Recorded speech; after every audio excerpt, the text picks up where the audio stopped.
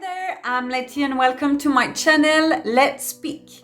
Today I'm going to talk about Bachelor. Yes, on parle des examens et on parle du baccalauréat. Alors, vous vous souvenez qu'effectivement le baccalauréat, c'est 4 épreuves, compréhension orale, compréhension écrite, l'expression orale et l'expression écrite, qui sont donc les 4 compétences linguistiques. Je vous ai fait d'autres vidéos et il y a une vidéo sur chaque épreuve. Aujourd'hui, on va se concentrer sur l'expression écrite. Let's go! Alors, cette épreuve, elle est sur 10 points, c'est donc 25% de la note de votre bac. L'expression écrite, elle est différente selon que vous soyez en LV1, LV2 et selon l'option que vous avez choisie. Voyons d'abord plus en détail les différents formats de cette expression écrite. Qu'est-ce que ça peut être? Alors, ça peut être, premièrement, un essai. Écrire un essai. Le plus classique, c'est de répondre à une question en suivant une argumentation structurée. Donc bien souvent, tu vas commencer par exprimer différents points avant de prendre position. Do you think that technical progress necessarily implies forgetting the past? That's an example. Ensuite, ça peut être écrire un commentaire. On te demande d'argumenter à partir d'une citation ou d'un passage du texte. Exemple, document A. The danger is that we have come to admire celebrities more than real heroes. To what extent do you agree with this statement? Et là, il faudra argumenter en 300 mots. Good luck. Ensuite, ça peut être écrire un dialogue. Donc, écrire un dialogue.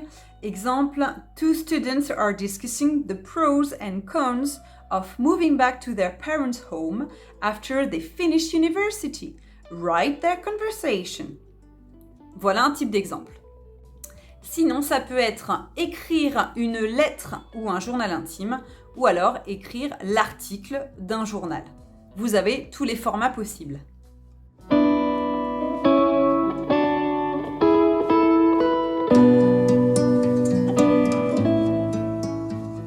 Premier conseil, prendre ton temps. Ne pas aller in the rush and nowhere. D'accord? Vous partez souvent à toute vitesse et vous n'êtes pas sûr finalement d'où vous voulez aller. Donc, repérez les mots-clés et tout de suite, essayez de construire une problématique qui colle à l'instruction. Ensuite, deuxième étape, on passe au brouillon. Effectivement, brouillon, on dit de ne pas y passer plus de 25 minutes, 25 à 30 minutes. Et là, il faut que tu vérifies bien un argument qui soit toujours accompagné d'un exemple pour que ton propos soit percutant. Ensuite, tu passes au développement. La troisième étape, hop, le brouillon est terminé, tu vas définir ton argumentation. Normalement, avec ce brouillon, les idées vont couler de source et tu vas pouvoir t'appliquer sur la forme. Donc, troisième étape, hop, on se lance. Tu es resté à peu près 30 minutes dans ton argumentation. Il faut garder 5 minutes pour la conclusion et 5 minutes pour se relire en totalité. D'accord? C'est très important. Et attention, ne négligez pas votre conclusion. Peaufinez-la, mettez bien votre opinion, soyez sûr de mettre toutes ces jolies expressions que vous avez apprises et surtout, finissez par une note positive, d'accord? N'oubliez pas que c'est la dernière impression que vous nous laissez. Donc, c'est important.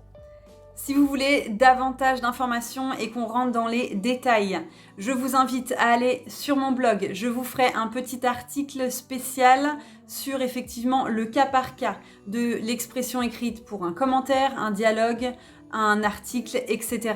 Donc, n'hésitez pas à aller chercher les informations supplémentaires. Ça, c'est un petit cadeau. Il faut faire un petit effort. Il faut y aller. Right. J'espère que ces conseils vous ont été utiles, même si vous connaissez effectivement l'épreuve dans sa globalité. C'est important de connaître ce qui se passe dans chaque épreuve. Vous avez à présent toutes les vidéos qui expliquent chaque épreuve dans son intégralité. Je vous invite donc à revoir celles que vous n'avez pas vues et surtout, keep calm. Tout va bien se passer, soyez relax, ayez le smile et ça ira. N'oubliez pas de laisser une bonne impression à votre examinateur, que ce soit en période orale, écrite, etc. N'oubliez pas de passer de l'intérêt à votre examinateur. C'est ça qui compte, le fait que vous soyez positif, enthousiaste et de montrer que vous avez fait l'effort de travailler sur votre sujet. Well, that's all for today. Si vous avez aimé la vidéo, n'oubliez pas le petit like s'il vous plaît, ça fait toujours plaisir. Abonnez-vous à ma chaîne et comme ça vous recevrez plein d'autres conseils. Et pour des cours plus spécialisés, n'oubliez pas d'aller sur mon blog Let's Speak. I wish you a very nice day and I see you soon guys dans une nouvelle vidéo. Goodbye!